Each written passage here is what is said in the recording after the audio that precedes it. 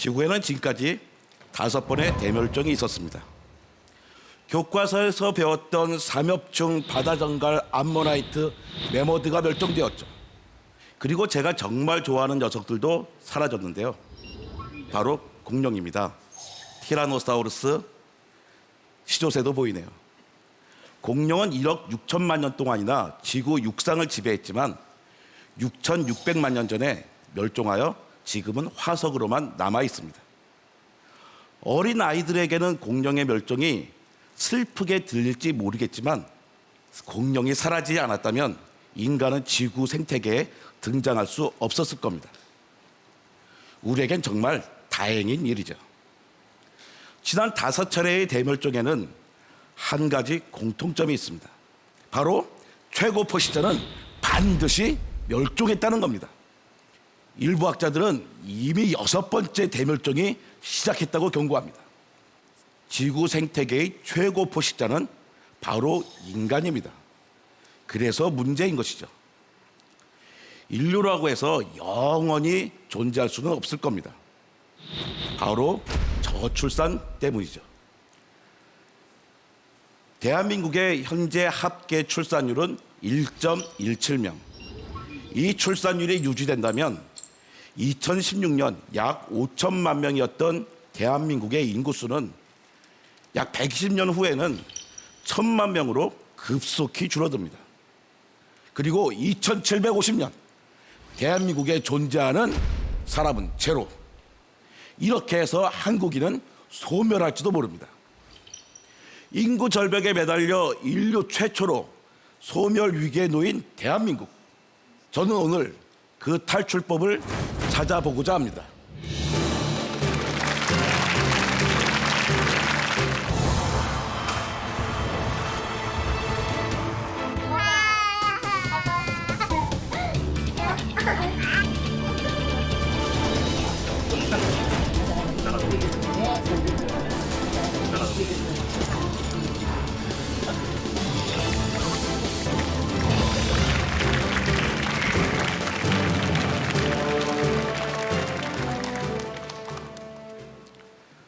저는 2딸이 있습니다. 큰아이 서윤이와 작은아이 하윤이는 9살 차이가 나는데요. 이 사진은 서윤이가 9살, 그리고 하윤이가 9개월 때의 모습입니다. 불행히도 저를 너무 많이 닮았죠. 역시 유전자는 거짓말을 하지 않습니다. 아이들 뒤에서 잠자고 있는 남자, 바로 저입니다. 저 때는 독일에 살 때였는데요. 아무리 피곤해도 좋은 아빠인 척 정도는 할 수 있었습니다. 얼마 전에 딸들이 아빠 변했어 라고 하더라고요. 어릴 적 딸들에게 아빠는 가정적인 아빠였다는 거예요. 사실 제가 진짜 좋은 아빠였던 것은 맞습니다. 하지만 독일 유학 생활을 접고 한국으로 돌아오면서 좋은 아빠이자 좋은 남편은 사라지고 말았습니다. 맞벌이를 하던 아내에게 육아를 맡기고 밤 늦게까지 일만 하는 남편이 됐죠. 결국 귀국하자마자 아내는 전업주부의 삶을 선택해야 했습니다. 일과 가정이란 선택의 기로에 놓이는 것은 제 아내만의 이야기가 아니었습니다. 가정에서는 엄마이자 아내로, 사회에서는 맡은 일을 완벽하게 해내는 여성으로 그녀들의 민낯을 들여다봤습니다.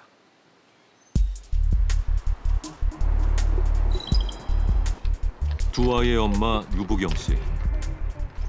그녀는 10년 동안 회계 분야에서 경력을 쌓았다. 하지만 일을 하면서 한창 손이 많이 가는 두 아이를 키우기엔 역부족이었다. 지난해까지는 친정 어머니가 4살인 채원이를 돌봐줬다. 하지만 연로한 어머니에게 큰아이에 이어 돌이 지난 둘째까지 맡길 수는 없었다. 결국 그녀는 퇴사를 선택했다. 여자가 임신해서 계속 애를 낳고 직장 다니려면은 누군가 한 명의 희생은 진짜 꼭 필요해요. 그게 본인이든 친정 부모님이든 아니면 시부모님이든. 부경 씨는 2번의 경력 단절을 경험했다. 첫 직장에서는 결혼과 함께 퇴사를 권유받았다. 그리고 어렵게 얻은 두 번째 직장. 이번에는 유가란 장애물이 그녀의 발목을 잡았다. 자신의 일을 좋아하고 즐겼던 부경 씨. 하지만 누군가의 아내이자 엄마가 된 그녀에게 사회는 냉담하기만 했다. 퇴사를 결심한 그녀는 6개월 전부터 사회복지사 공부를 시작했다. 일과 육아를 함께 할 수 있는 직업이라고 생각했기 때문이다. 이제 꿈꾸던 게 있고 내가 공부하던 게 있고 내가 다니던 직장이 있는데 그런 문제 때문에 다 포기하고 그냥 나를 불러주는 곳이면 어디든지 가야지라고 생각을 한다는 게 굉장히 좀 자존감이 엄청 상하더라고요. 이렇게 내가 없어지는구나. 아이를 키우면서 일하는 것이 얼마나 어려운 일인지를 깨달았다는 부경 씨. 딸을 볼 때면 마음이 무거워진다. 시간이 지나고 나서 다시 이제 나로 돌아갈 수 있는 그런 시스템은 좀 해줘야지 사람들이 애를 낳지 않을까요? 이런 상황이면 저도 제 자식한테 결혼해서 애를 낳아라는 말은 절대 못할 것 같아요. 이런 지금 상황이 똑같이 쟤네들 때도 있다면은. 경기도 수원에 위치한 한 초등학교. 두 아이의 엄마 전명옥 씨가 보건교사로 일하고 있다. 대학병원 간호사로 3교대 근무를 했던 그녀는 항상 시간에 쫓겨 살았다. 직장 다니면서 친정엄마한테 첫째 맡기고 일하고 퇴근 후에 또 아이 받아서 아이 보고 맡기고 이런 식으로 계속 일을 했었는데 이제 분리불안 장애가 오기 시작해서 22개월 때 육아휴직을 들어가게 됐어요. 근데 그때까지도 제가 육아휴직을 들어가기 싫었던 이유는 복귀하게 되면 제가 있던 병동이 아닌 이제 다른 곳으로 투여가 날까 봐. 수간호사란 목표를 갖고 누구보다 열심히 일했던 명옥 씨. 하지만 아이들을 위해 결국 꿈을 포기했다. 이직을 선택한 그녀는 현재 계약직 근로자로 살아가고 있다. 수입도 30% 이상 줄었다. 오후 4시 반 퇴근하는 그녀의 발걸음이 바쁘다. 서둘러 돌아가 쌓인 집안일을 해야 하기 때문이다. 힘들죠. 그러니까 퇴근하고 나면 제 2의 일이 시작되는 거라서 어떻게 보면 일할 때가 더 한가하고 여유롭고 커피 한 잔 할 수 있는 시간이 있기 때문에.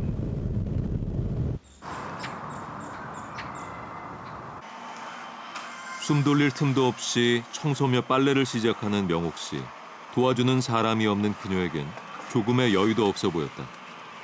이럴 때 남편의 도움이 간절하지만 가사와 육아 모두 그녀의 몫이다. 설거지는 좀 해줘요.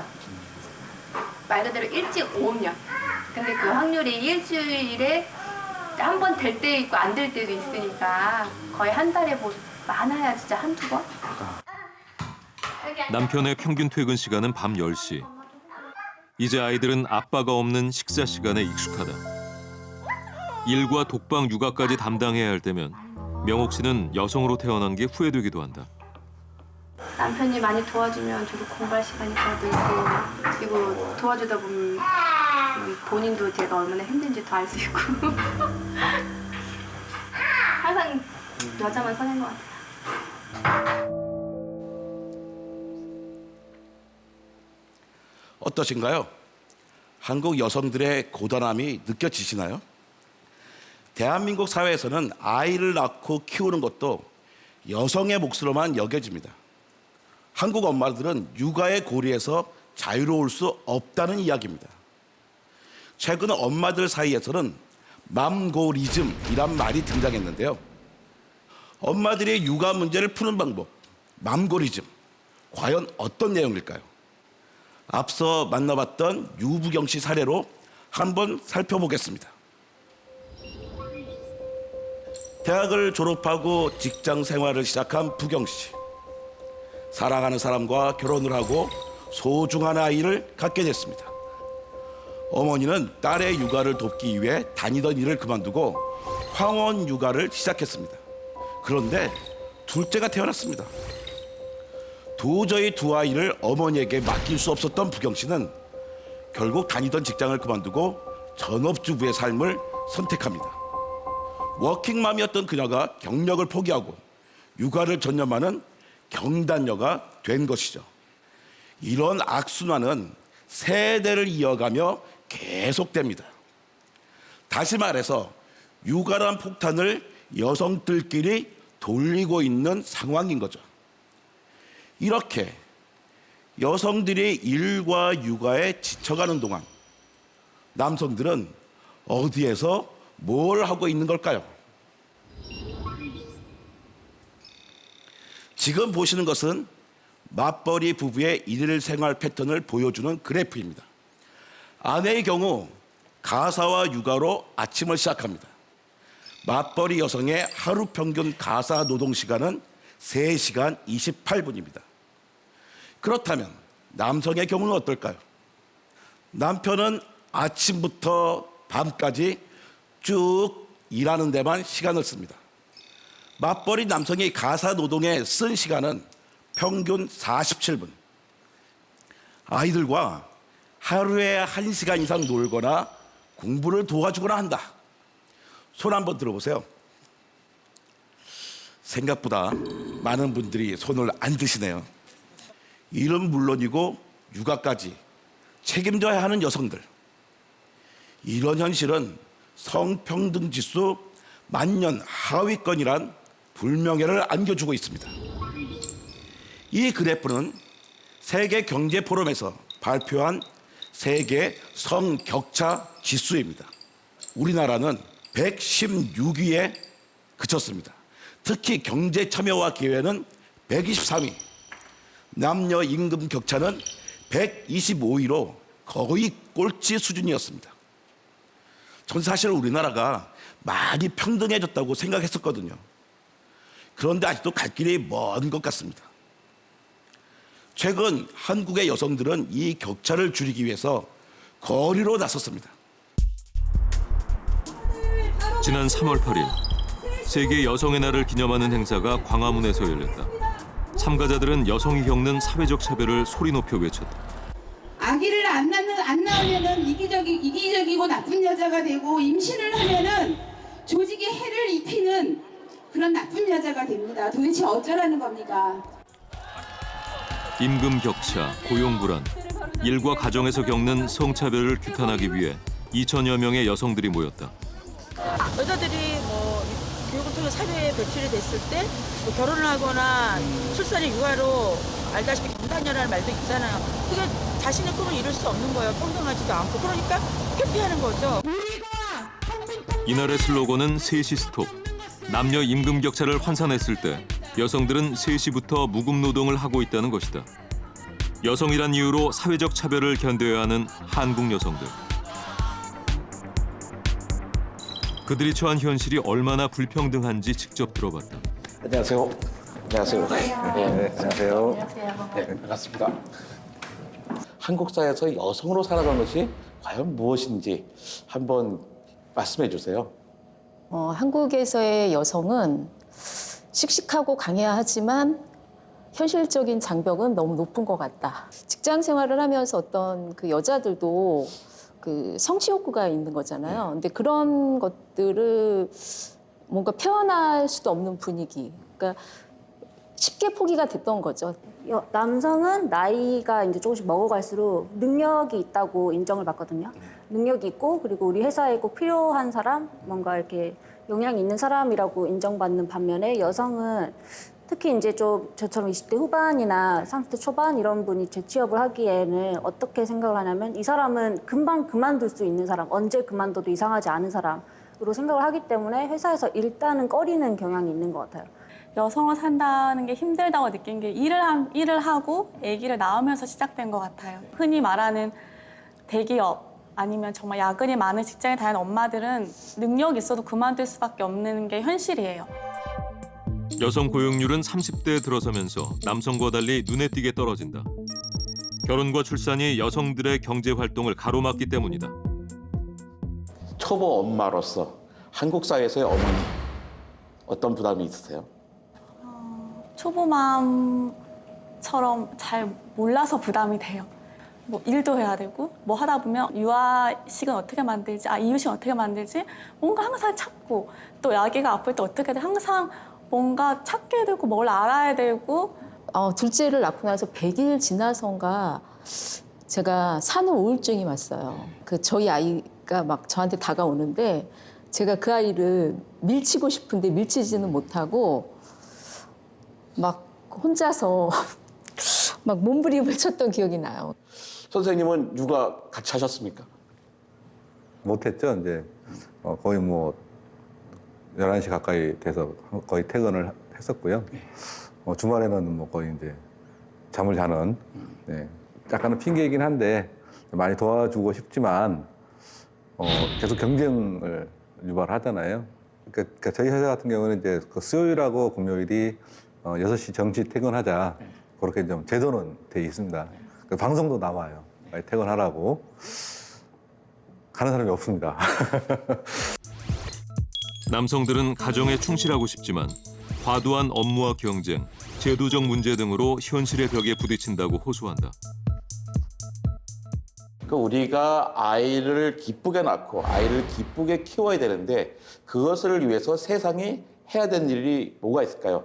가족과 함께하는 저녁을 하고 싶어요. 그러기 위해서는 저희 사회가 요구하는 그런 근로 시간을 물론 어렵겠지만 좀 줄여주는 게 남편과 아내와 그리고 아이가 한 가족이 저녁을 함께 할 수 있도록 그런 근로 시간을 좀 줄여주는 방안이 있었으면 좋겠어요. 독박육아만 일도 아니었으면 제가 만약에 결혼을 해서 그리고 아기를 낳기 전까지는 좀 남성들의 출산휴가, 육아휴가가 눈치 없이 편하게 이렇게 누구나 쓸 수 있는 그런 제도로 자리를 잡았으면 하는 그런 바람이 있어요. 저는 많은 워킹맘들을 만나면서 두 딸이 눈에 계속 밟혔습니다. 제 딸이 결혼을 하고 아이를 키우면서 맞닥뜨려야 할 현실은 생각보다 더 가혹했기 때문이죠. 저의 딸들이 그리고 여성들이 살아가고 있는 대한민국의 현 주소는 어떨까요? 지금 보시는 것은 여성과 남성의 대학교 진학률을 나타낸 그래프입니다. 과거에는 남학생의 대학 진학률이 훨씬 높았습니다. 하지만 2009년부터 여학생들의 진학률이 남학생을 앞지르기 시작했는데요. 그렇다면 여성들은 얼마나 활발하게 경제활동을 하고 있을까요?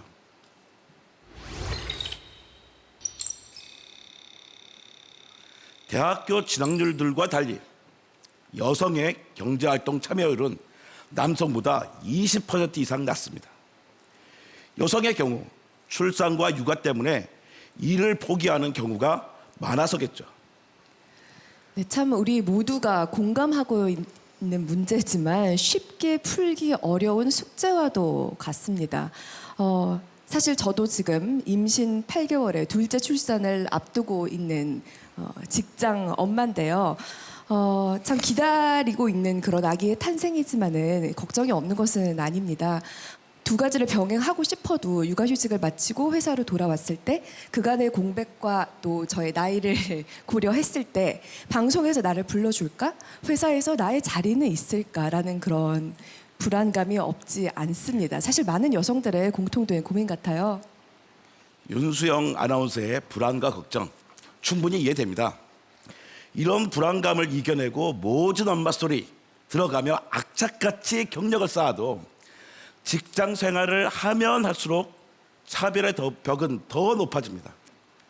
직장에서는 고용차별이 발목을 잡고 가정에서는 독박 육아에 시달리는 여성들. 그들에게 우리가 이세의 탄생은 축복입니다 라고 말할 수 있을까요? 여성들이 일과 가정에서 불공평한 삶을 살아가는 지금 인구 절벽을 벗어날 해법은 모호해 보입니다. 우리나라만큼이나 가부장적인 나라로 유명한 일본에서 저출산 위기를 극복하기 위한 변화가 일어나고 있습니다. 주말 오후 도쿄 도심에 위치한 한 공원을 찾았다. 공원 곳곳에서 유모차를 끌고 나온 아빠들의 모습이 눈에 띄었다. 최근 일본에서는 아빠들이 육아에 적극적으로 참여하는 이쿠멘 열풍이 불고 있다. 昔の日本だと母親が育児をやってお父さんが外出て働くっていうんだったのが、最近変わってきて、お父さんも積極的に育児に参加するっていうことって考えてます。 저출산 위기에서 벗어나기 위한 일본의 노력은 예비 부모들을 위한 육아 교실에서도 찾아볼 수 있었다. 최근에는 예비 아빠들의 필수 코스가 되면서 인기를 끌고 있다.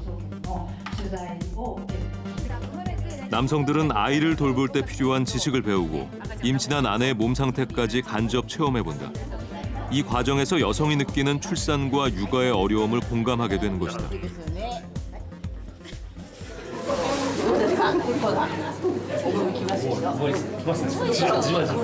오늘 한번 체험해 보시니까 그 소감이 어때요?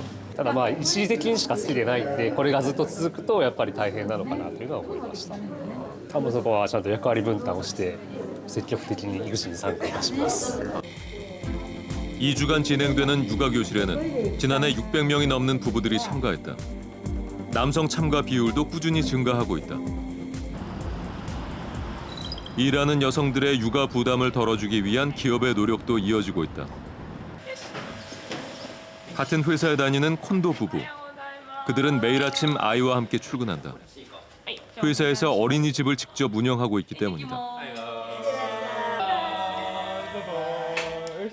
非常に楽ですね。まず何かあった際に、すぐ駆けつけられるというのがありますし、会社の理解がありますので、常に一緒にいられるというのは本当に感謝してますね。 사내 어린이집에는 22명의 아이들이 생활하고 있다. 대부분 5살 미만의 아이들이다. 육아휴직 후 복직한 미키코 씨. 그녀는 일과 가정 사이에서 단 한 번도 고민한 적이 없었다. 아이를 안심하고 맡길 수 있는 보육시설 덕분에 그녀는 일에 집중할 수 있었다. 아이에게 무슨 일이 생기면 바로 달려갈 수 있기 때문이다. 日本は待機児童問題っていうのがあって家のそばの保育園に入れないようなケースもあるんですね必ず会社に保育園があるので必ず復帰ができるっていう安心感はとても大きかったです 이 회사 직원 대부분은 2명 이상의 자녀를 두고 있다. 육아휴직 후 복직 비율은 100%에 달한다. 그 결과 지난해 여성이 일하기 좋은 기업으로 선정됐다. 뿐만 아니라 남성 직원들을 위한 아빠 육아 교실도 운영하고 있다. 일과 육아는 남녀가 함께 해야 한다는 기업의 철학이 담겨 있다.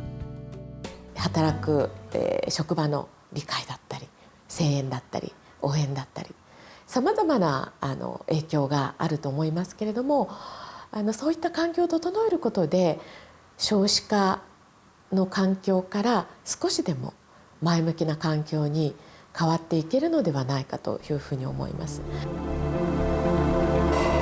지난해 일본의 신생아 수는 약 98만 명으로 집계됐습니다.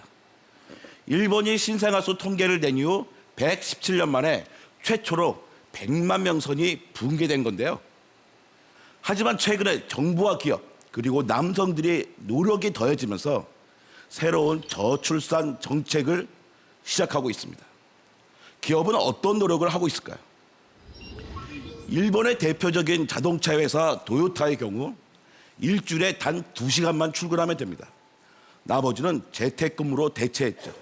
미쓰비시 은행은 재택근무제와 출퇴근 시간을 자유롭게 변경해서 일과 가정의 양립을 적극 도와주고 있습니다. 뿐만 아니라 지자체 차원의 노력도 이어지고 있습니다. 저출산으로 사라질 위기에 빠졌던 도토리연입니다. 산간 지역의 경우 보육원과 유치원을 무료로 이용할 수 있게 했습니다. 다른 지역은 셋째 아이부터 보육료를 면제했죠. 그리고 최근에 도토리현에서 올린 인터넷 영상이 화제가 됐습니다. 働く女性もっと輝くイクボス養成講座妊娠しましたこの忙しい時にイクボスになーれおめでとう働きやすい環境を整えましょう子供を迎えに行きたいのですがなんですってイクボスになーれ私も帰ろワークライフバランスをボスが進んで実践しましょうダメボスのままだともう限界ですそうなる前に思いやりで人を育み企業の活力アップ 애니메이션 강국인 만큼 기업의 문화를 바꾸는 아이디어도 남다르네요. 직장 상사에게 직원의 정시 퇴근을 촉구하기 위해서 이런 캠페인까지 펼치고 있는 겁니다. 그리고 도토리연의 이런 노력은 출산율 증가로 이어졌습니다. 도토리연의 출산율을 나타내는 그래프입니다. 2015년 도토리연의 출산율은 1.69명, 47개의 광역 지자체 중에서 4위를 기록했습니다. 저출산의 위기를 탈출하기 위한 도토리연의 노력, 우리도 눈여겨봐야 하지 않을까요? 그렇다면 우리나라는 어떤 대책을 세워야 할까요? 그 해결책을 찾아보기 위해 서울시 여성가족재단의 강경희 대표를 모셨습니다.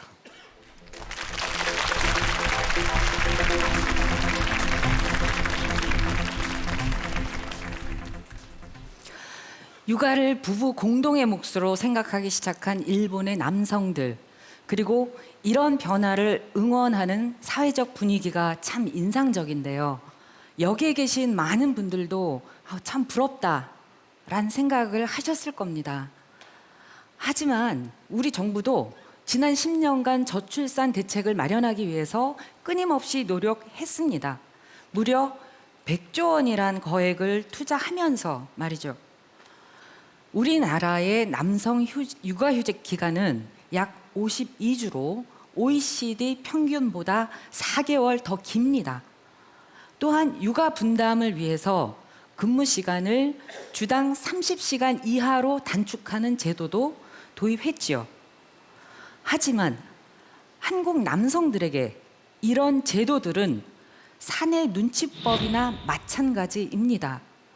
상사와 동료들의 눈치가 보여서 쓸 수 없기 때문이죠. 이미 사용하라고 있는 제도이고 당연한 권리를 주장하는 건데 왜 눈치를 봐야 할까요? 남성이 육아휴직을 내기 위해선 여성보다 더 큰 용기를 내야 하는 현실, 그들의 이야기를 들어보았습니다. 남성 육아휴직의 의무화를 외치는 서명훈 씨. 네 아이의 아빠인 그는 9년 전 어렵게 육아휴직을 받았다. 하지만 1년간의 휴직 후 그가 돌아갈 자리는 없었다. 명훈 씨는 허울뿐인 남성 육아휴직 제도를 바로잡기 위해 서명운동을 하고 있다. 아빠들이 기업에서 육아에 동참하는 부분이 한 회사에 한 명씩이라도 나오면 이게 기하급수적으로 남성 육아휴직이 활성화되고, 중요한 게 집안에서 아빠가 설거지하고 아이 똥기저귀 갈고 밥 먹이는 모습이 일상화돼야 되거든요. 그런 부분이 내 가정에서부터 실천이 돼야지 상대방에 대해 설득력이 있지 않겠습니까? 남성 육아휴직자는 꾸준히 증가하고 있다. 하지만 전체 육아휴직자 중 남성의 비율은 5.6%에 불과하다. 남성들이 육아휴직을 신청할 수 없는 이유는 무엇일까? 7개월 전 육아휴직을 신청한 김동범 씨. 그는 가사와 육아를 전담하면서 아내를 더 이해할 수 있었다고 한다. 혼자서 아이와 가정을 돌봤던 아내의 고충을 느낄 수 있었다. 직접 해보니까 그 표가 안 나는 게 참 많이 있어요. 아, 아내가 왜 이렇게까지밖에 정리를 못하는구나, 혹은 이 시간 동안에 요 정도밖에 못하는구나 라고 하는 거를 좀 이렇게 느낄 수 있는 기회가 된 것 같습니다. 대기업 과장인 동범 씨. 승진을 하기 위해 누구보다 열심히 일했던 그에게 딸 지음이와의 시간은 늘 2순위였다. 앞만 보고 달려왔던 그가 육아휴직을 선택한 계기는 무엇이었을까? 그 야근이 잦았던 시절이 있었어요. 회사에서 야근이 많았는데 그 한동안 아이하고 시간을 많이 못 빼는구나라고 생각을 했다가 이제 아이가 유치원에서 그림을 그려오거든요. 근데 어느 날 보니까 여러 명이 등장하는 그림에서 제가 없는 겁니다. 제가 없어가지고 지음아 이거 아빠는 어디 있어? 그랬더니 아빠는 없어 그러는 거예요. 남성 육아휴직이 생소했던 사내 분위기. 동범 씨는 여성들처럼 일과 가정이란 선택의 갈림길에 섰던 것이다. 그에게 육아휴직은 후회 없는 선택이었지만 그 과정이 순조롭지는 않았다. 더 잘하는 것 같아요, 제가. 소질이 더 많은 것 같아요, 아내보다. 일단은 남성이 육아휴직을 쓴다는 것 자체가 그렇게 익숙지 않기 때문에 얘기를 먼저 꺼내는 것 자체가 좀 부담스러웠어요. 부담스러웠고 이제 얘기를 힘들게 꺼냈는데 최종적으로 재가가 떨어지기 전까지 그 기간도 좀 있었고 또 재차 말씀드려야 되는 그런 분위기도 있었고 뭐 그랬습니다. 프리랜서 기업 강사로 일하고 있는 아내는 동범 씨의 육아휴직을 적극적으로 지지했다. 하지만 부부는 30% 이상 소득이 줄어드는 경제적 손실을 감수해야만 했다. 6년 동안 독박 육아를 했던 아내 장사라 씨. 그녀는 결혼 후 처음으로 자신만의 시간을 갖고 있다. 남편의 육아휴직이 가져온 긍정적인 효과를 체감하고 있지만 주변의 시선들이 그녀를 괴롭게 한다. 막상 결정하고 나서 주변에서 하시는 얘기 중에 남자 오래 놀게 하지 마라. 근데 육아를 노는 걸로 생각을 하시더라고요. 오래 놀게 하지 마라. 여자는 남자가 벌어주는 걸로 살아야지. 그래서 주변 환경들이 또 인식들이 조금은 지금 변해야 될 시기라고 생각을 합니다.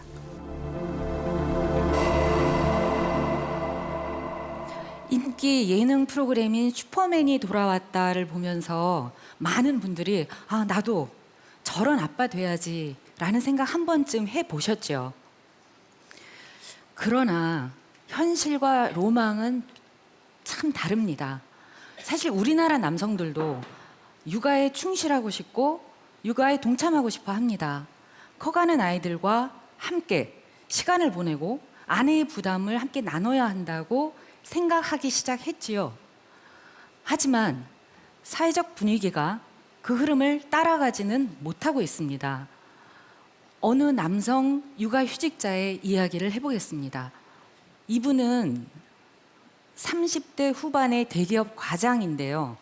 육아휴직을 한다고 하니 승진할 생각이 없나 봐. 아내가 돈 잘 버나 보지? 등의 온갖 언어 폭력을 6개월간 견뎌야 했습니다. 게다가 휴직 기간이 끝난 후 그에게 돌아온 것은 지방 발령 통보였습니다. 이게 바로 제도 따로, 현실 따로인 우리의 모습입니다. 육아휴직과 같은 제도가 의무임에도 불구하고 법적 규제는 미미합니다. 만약 회사가 정당한 사유 없이 육아휴직을 거부했을 때엔 500만 원 이하의 벌금형이 내려지는 게 전부인데요. 이마저도 직원이 신고를 하지 않으면 그냥 넘어가는 거죠. 그런데 한번 생각해 보세요. 회사를 그만둘 것도 아니고 계속 다녀야 하는데 과연 누가 신고를 하겠습니까? 그러니까 결국 기업들 스스로가 변해야 하는 거죠. 경제적인 문제도 무시할 수 없습니다. 우리가 만났던 김동범 씨의 경우 육아휴직을 하는 동안 매달 월급의 15%밖에 받지 못했습니다. 그렇다면 육아휴직 기간 동안 우리나라의 소득 대체율은 얼마나 될까요? 보시죠. 지금 보시는 것은 OECD 국가들의 육아휴직 소득 대체율을 나타내는 그래프입니다. 칠레의 경우 월급과 똑같은 돈을 받고 있네요. 반면 한국은 29%로 하위권에 속합니다. 육아휴직 급여로는 출산으로 늘어난 가계 부담을 감당하기 어렵습니다.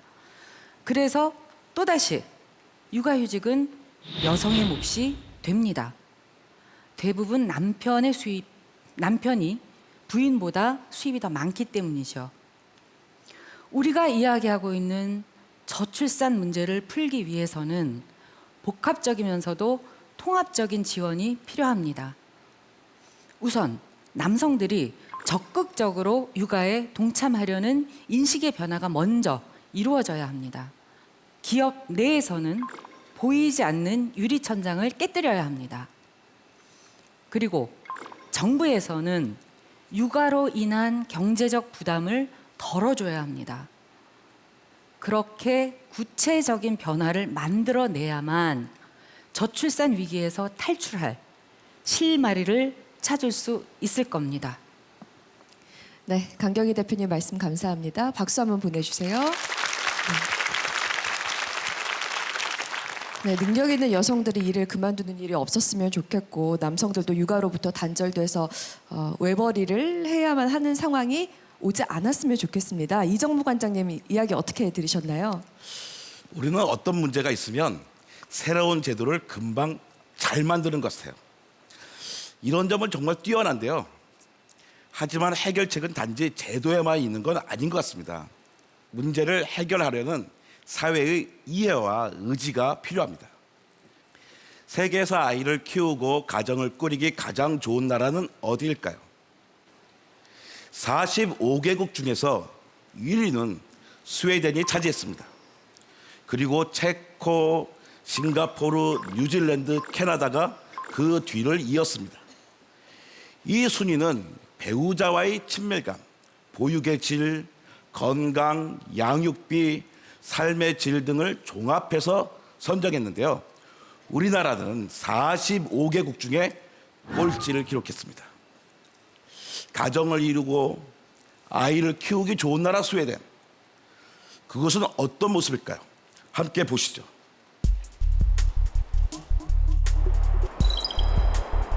대표적인 성평등 국가로 알려진 스웨덴은 남성 육아휴직이 최초로 도입된 나라다. 아빠들이 육아에 동참하면서 낮 시간임에도 아이와 함께 시간을 보내는 남성들이 많았다. 유모차를 능숙하게 다루는 시몬 씨. 그는 6개월째 육아휴직 중이다. 그가 향한 곳은 지자체에서 운영하고 있는 어린이집. 무료로 이용할 수 있어서 늘 아이와 부모들로 붐비는 곳이다.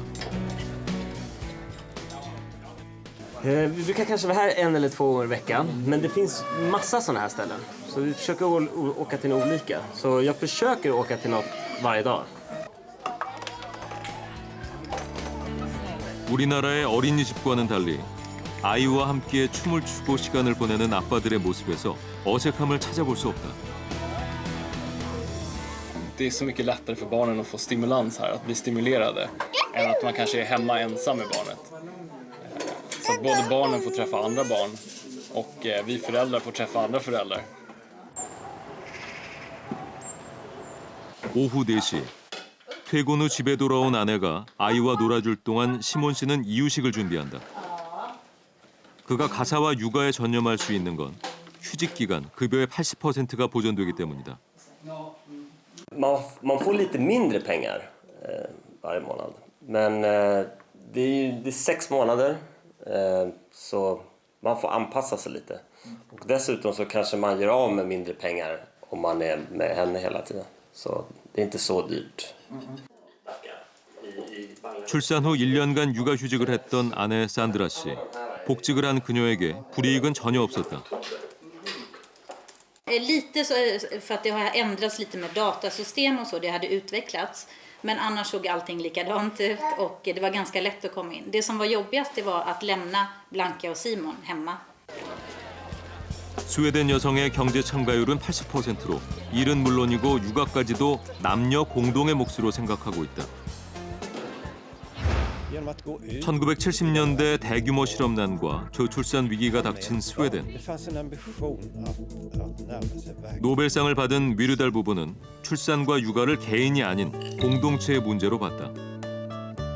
양육의 부담을 사회가 나눠 가져 부부가 모두 일할 수 있도록 하는 정책을 제안했다. 이를 정부가 수용함으로써 여성들의 사회 진출은 활발해졌고 출산율도 1.9명으로 상승했다. Bland annat så införde man en föräldraförsäkring, helt individuell och möjliggjorde både för män och kvinnor att vara hemma. Genomförde också en särbeskattning och byggde också kraftigt ut välfärden med en god tillgång till barnomsorg och äldreomsorg. De här 3 delarna tillsammans ledde till att vi 10 år senare hade ett arbetskraftsdeltagande på 80% bland kvinnor. Och det är det som lägger grunden för det svenska undret. 세계적인 트럭 제조업체 스카니아. 공장 곳곳에서 여성 근로자들을 쉽게 찾아볼 수 있다. 직원들의 평균 근속 기간은 11년에 달한다. 스웨덴 성평등 정책의 효과는 기업 내에서도 찾아볼 수 있다. 2년 전 첫 아이를 낳고 육아휴직을 했던 프링맨 씨. 그녀는 복직 후 팀장으로 승진했다. Det är en stor skillnad. Jag är ju väldigt glad att jag har den tryggheten att komma tillbaka till. Och även om jag blir gravid och får barn så påverkar det inte det min karriär på något sätt, eller vad man ska säga. 성별, 연령, 국적 등 무엇에도 차별받지 않는 스웨덴의 기업 환경. 그 배경에는 회사 내에 선순환 구조가 있었다. Men det är ju så att vi tar ju in vikarier på de platserna, eller så låter man den som är mamma eller pappaledighet komma in i ett nytt jobb när de kommer tillbaka efter mamma eller pappaledigheten. Så vi ser det som en naturlig del av vår process att sätta in vikarier eller att den som är mammaledig får ett nytt jobb sen, eller pappaledig då. 인구가 적은 나라인 만큼 스웨덴에게 저출산은 더 큰 위험으로 다가왔습니다. 스웨덴은 그 위기에서 벗어날 해법을 성평등 정책에서 찾았습니다. 국가 경쟁력을 높이기 위해 여성들이 안심하고 일하면서 아이를 키울 수 있도록 지원을 아끼지 않았습니다.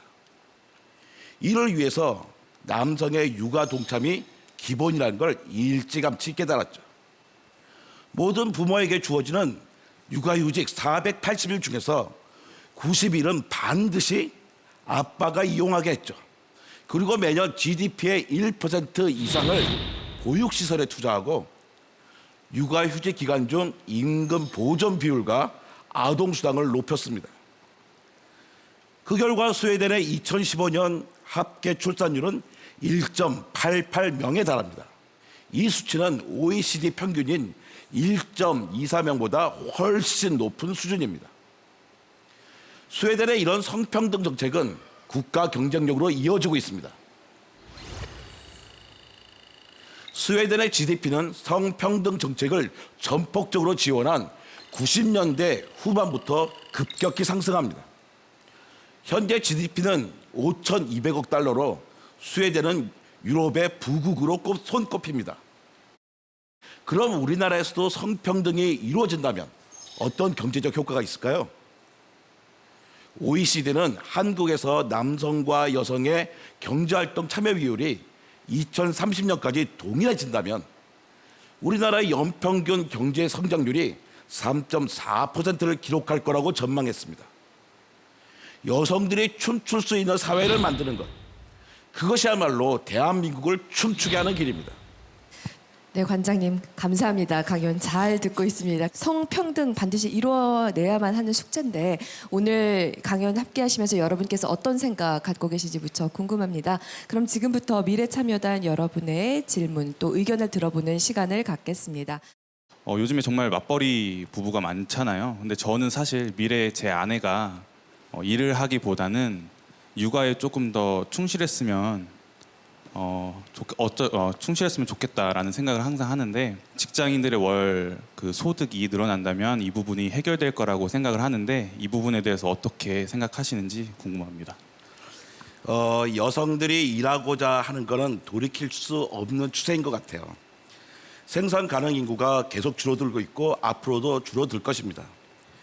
고학력 여성들이 생산 인구로 활약을 해줘야지만 우리 사회가 지속적으로 발전할 수 있을 겁니다. 그러니까 여성 보고 남성한테 돈을 많이 줄 테니까 여성은 집에서 애만 봐라 하는 것은 우리 사회에도 옳지 않고 또 가능하지도 않는 일일 것 같습니다. 미래참여단 송우근이라고 합니다. 회사에서 남성이 육아휴직을 사용하게 되면 알게 모르게 불이익이 있는 등 기업에서는 크게 저출산 문제 관련해서 관심도 없고 또 협조적이지도 않은 것 같습니다. 그래서 저출산 문제 해결을 위해 이런 사회적 책임을 다하는 좀 기업이 많아져야 하지 않을까요? 이 프로그램을 위해서 몇몇 회사를 찾아가 봤는데요. 그분들이 그러시더라고요. 그 중역들이 육아와 보육을 위해서 많은 제도를 만들었는데 그 많은 사람들이 저기는 어떻게 수익이 낮춰졌나, 뭐 생산성이 떨어졌나 이런 걱정을 많이 하는데 자기는 나름대로 그 시스템으로 충분히 극복할 수 있었다. 그 다음에 여기 회사에 대한 애착도가 되게 높아져서 생산성은 오히려 더 높아진 부분이 있다라고 분명히 말씀하시더라고요. 그리고 저희 서울시 여성가족재단에서 일가족 양립 컨설팅을 하고 있어요. 그래서 가족 친화적인 어떤 일가족 양립을 위해서 제도가 개선이 되고 나서 실제로 매출이 늘어나고 환경이 좋아지고 그 다음에 그 이직하는 사람들이 줄고 그래서 경제 성장률에도 궁극적으로는 크게 기여한다라는 믿음을 갖고 있습니다. 네, 안녕하세요. 저는 미래참여단 신서윤입니다. 저는 요즘 여성분들이 교육 수준이 많이 높아졌잖아요. 그러면서 교육 활동도 활발해지면서 그러면서 저출산이 이렇게 더 악화되지 않았나라는 생각이 드는데 그게 맞는지 궁금합니다. 그 직장 여성 중 10명 중에 4명이 임신을 기피하거나 지연하는 이유로 들은 것이 첫 번째가 경제적 부담이었습니다. 출산 비용과 향후에 들어갈 보육료, 교육비 이런 것들에 대한 부담이 너무나 커서 출산을 두려워하게 되는 것이고요.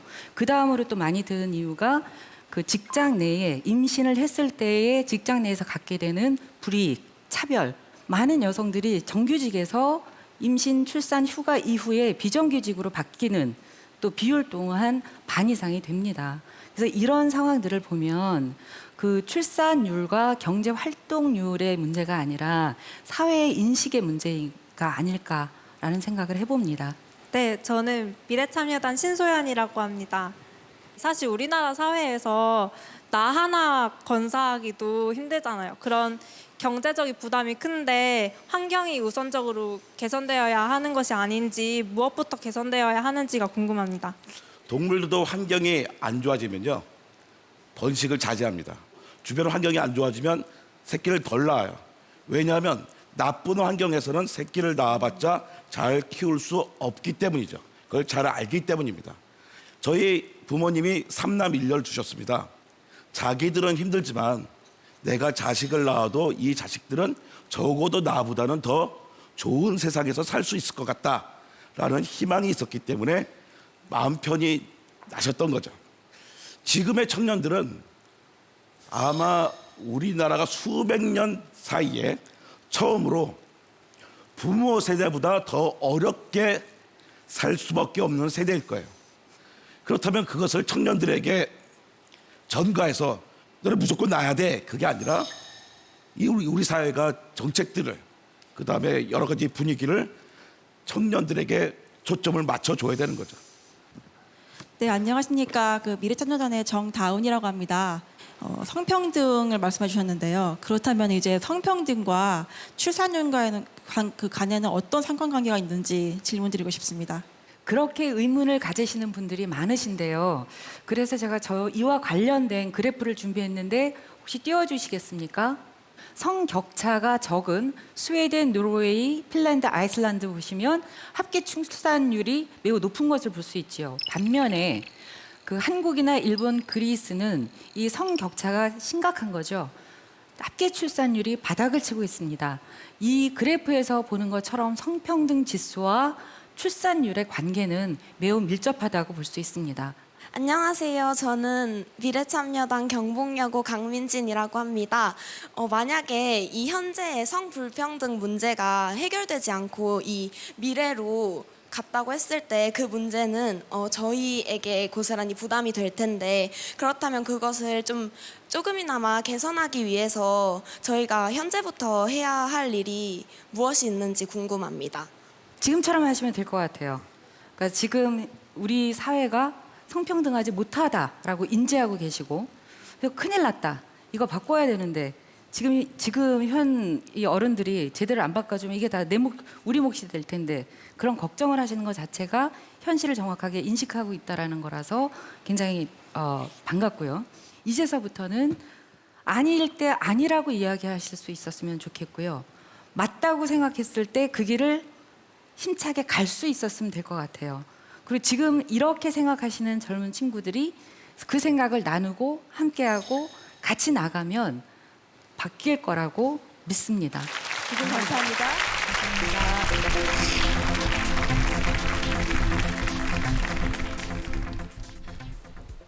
오늘 우리는 저출산 위기를 탈출하기 위해 가정과 사회에서 성평등이 전제되어야 하는 걸 확인했습니다.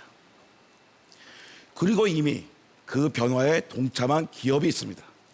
그들은 어떤 노력을 기울이고 있을까? 제가 직접 찾아가 봤습니다.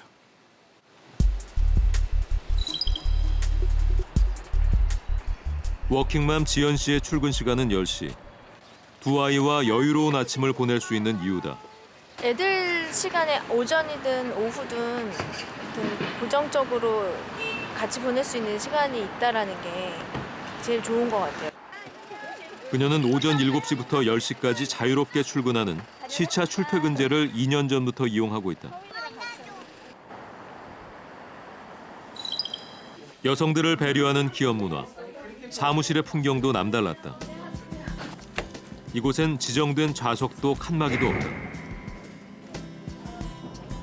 6년 전부터 시행된 자율 좌석제. 그들은 열린 공간으로 평등한 기업 문화를 만들었다. 그리고 이 제도는 근무 시간을 줄이는 효과도 가져왔다. 공간을 확 열어놓으니까 사람들이 서로를 보게 되잖아요. 그리고 사람들이 일찍 퇴근하는 사람들이 생겼고 회사도 어느 시간에는 불 끈다라고 얘기를 했거든요. 근데 사람들이 쳐다봤는데 다른 사람들의 삶을 보니까 일찍 가거든요. 본인들도 가기 시작했어요. 회사는 장시간 출퇴근에 시달리는 직원들을 배려하는 시스템도 마련했다.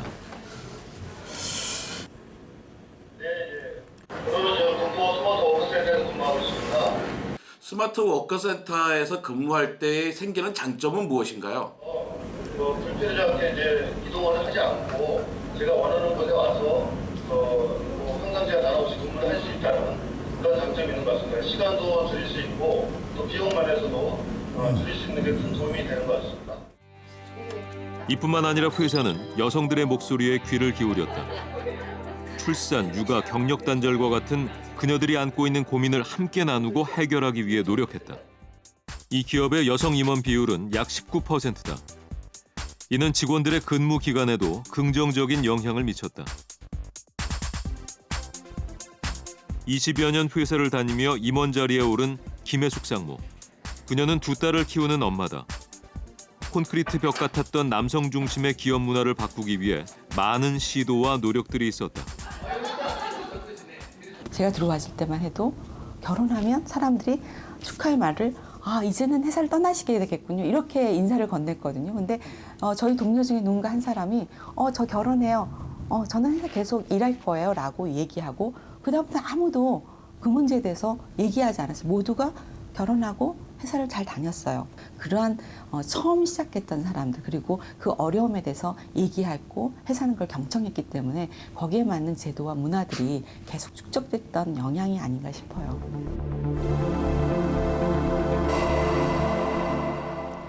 자연사는 세 가지 키워드로 이해할 수 있습니다. 공생, 멸종, 진화. 공생하지 않은 생명은 멸종하고 공생하면 진화로 이어지기 때문이죠. 저출산으로 세계에서 가장 빨리 소멸 위기에 닥친 대한민국. 이제 우리에게 남은 카드는 공생밖에 없습니다.